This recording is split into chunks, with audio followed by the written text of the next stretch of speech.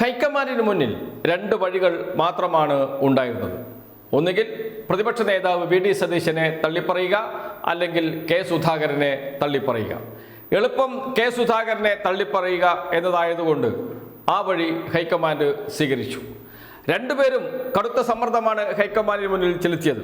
എന്തായിരുന്നു പ്രതിപക്ഷ നേതാവ് വി ഡി സതീശന്റെ സമ്മർദ്ദം? രണ്ട് എംപിമാർ, പ്രത്യേകിച്ച് കെ സുധാകരൻ മത്സരിച്ചാൽ പ്രതിപക്ഷ നേതൃസ്ഥാനത്ത് നിന്ന് ഞാൻ പിൻവാങ്ങും, ഇലക്ഷൻ പ്രചാരണത്തിൽ ഞാൻ ഇറങ്ങില്ല. കടുത്ത തീരുമാനമായിരുന്നു. തെരഞ്ഞെടുപ്പ് മുന്നിൽ നിൽക്കുകയാണ്. 23-ാം തീയതിയാണ് നോമിനേഷൻ കൊടുക്കേണ്ടത്.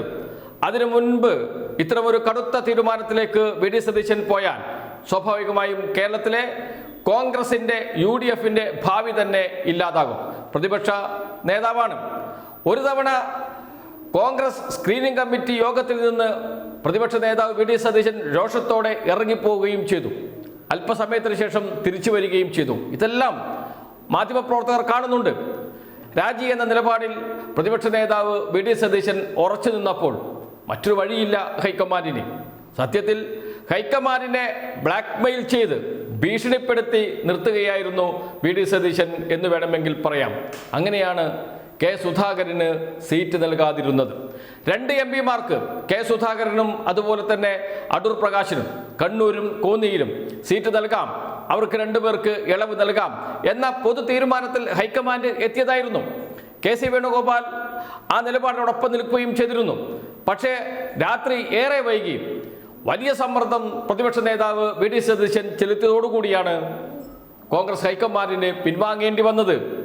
രാജിവെച്ച് പുറത്തു പോകും, പ്രതിപക്ഷ നേതൃസ്ഥാനത്ത് ഞാനുണ്ടാകില്ല, ഇലക്ഷൻ പ്രചാരണത്തിന് താൻ ഇറങ്ങില്ല, ഞാൻ എൻ്റെ മണ്ഡലത്തിൽ പോയി പ്രവർത്തിച്ചോളും, മണ്ഡലത്തിലെ MLA എന്ന രീതിയിൽ പ്രവർത്തിക്കാൻ എനിക്ക് യാതൊരു മടിയുമില്ല. ഇതൊക്കെയാണ് പ്രതിപക്ഷ നേതാവ് വി ഡി സതീശൻ ഹൈക്കമാൻഡിന് മുന്നിൽ വെച്ചത് എന്ന വാർത്തകളാണ് ദില്ലിയിൽ നിന്നും പുറത്തു വന്നത്. ഇലക്ഷനിന്റെ മുന്നിൽ നിൽക്കുന്ന ഘട്ടത്തിൽ പ്രതിപക്ഷ നേതാവ് തന്നെ കളമൊഴിഞ്ഞു പോയാൽ അത് കോൺഗ്രസിനുണ്ടാക്കുന്ന UDFനുണ്ടാക്കുന്ന തിരിച്ചടി വളരെ വലുതാണ്. അതുകൊണ്ട് തന്നെയാണ് വി ഡി സതീശന്റെ സമ്മർദ്ദത്തിന് ഹൈക്കമാൻഡ് വഴങ്ങിയത്. നേരത്തെ വി ഡി സതീശനും കെ സി വേണുഗോപാലും തമ്മിലായിരുന്നു മത്സരം. ഏറ്റവും ഒടുവിൽ അത് പുറത്തു വന്നത് കൊച്ചി സീറ്റിനെ ചൊല്ലിയാണ്. കൊച്ചി സീറ്റിൽ കെ സി വേണുഗോപാലിന്റെ നോമിനി ദീപ്തി മേരി വർഗീസ് ആയിരുന്നു. മേയർ സ്ഥാനത്തേക്ക് പരിഗണിച്ച വ്യക്തിയാണ്. അന്ന് വെട്ടി, പിന്നീട് MLA ആകാം, മത്സരിക്കാൻ കൊച്ചി സീറ്റ് തരാം എന്ന് പറഞ്ഞാണ് അന്ന് ദീപ്തി മേരി വർഗീസിനെ ആശ്വസിപ്പിച്ചത്. ഇപ്പോഴിതാ അവിടെ നിന്നും വെട്ടി മാറ്റിയിരിക്കുന്നു വി ഡി സതീശൻ ദീപ്തി മേരി വർഗീസിനെ. അതിന് വി ഡി സതീശൻ പറയുന്ന ന്യായം DCC പ്രസിഡന്റായ മുഹമ്മദ് ഷിയാസിന് കൊച്ചിയിൽ സീറ്റ് നൽകണം എന്നതാണ്. മുഹമ്മദ് ഷിയാസ് വി ഡി സതീശന്റെ വലങ്കയ്യാണ്. എറണാകുളം ജില്ല എന്ന് വെച്ചാൽ വി ഡി സതീശന്റെ ജില്ല കൂടിയാണ്. ആ ജില്ലയിലെ DCC പ്രസിഡന്റാണ്.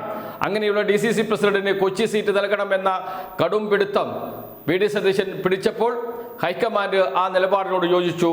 DCC പ്രസിഡന്റല്ലേ എന്ന ന്യായത്തിൽ അവിടെയും കെ സി വേണുഗോപാൽ പരാജയപ്പെട്ടു പോകുന്ന കാഴ്ച കണ്ടു. രണ്ടും കൽപ്പിച്ചിറങ്ങുക എന്ന് പറയാറില്ലേ, അങ്ങനെയാണ് ഇപ്പോൾ വി ഡി സതീശൻ മുന്നോട്ട് പോകുന്നത്. രണ്ടും കൽപ്പിച്ച് ഇറങ്ങി മുന്നോട്ട് പോവുകയാണ്. തൻ്റെ മുന്നിലുള്ള എല്ലാ തടസ്സങ്ങളെയും വെട്ടിമാറ്റുക, അതാണ് ഇപ്പോൾ വി ഡി സതീശന്റെ രീതി. വി ഡി സതീശനും കെ സുധാകരനും തമ്മിലടിക്കുന്നത് ഇതാദ്യമല്ല.